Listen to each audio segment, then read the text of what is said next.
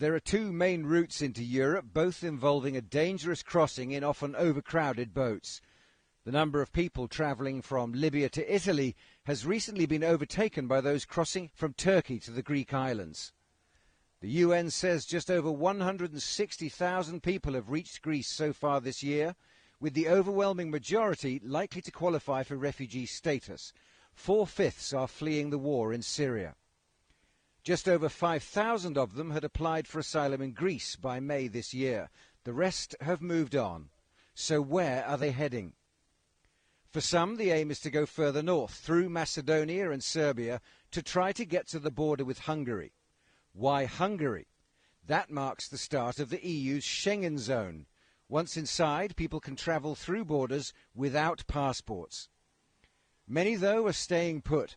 In the first 6 months of this year, more than 66,000 people applied for asylum in Hungary.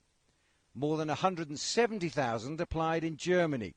But the German government says that number reached 218,000 applications last month, with Syrians making up the largest group. Some travel even further north. 28,000 people have applied for asylum in Sweden so far this year. In comparison, you can see that far fewer applied in the UK. Of course, these show the number of people applying for asylum, and not all are accepted. Only 45% of applications were granted by EU countries last year. But that number rises to 95% for people from Syria. Of all the people who've crossed the Mediterranean into Europe so far this year, a third were fleeing the war in Syria, by far the biggest proportion.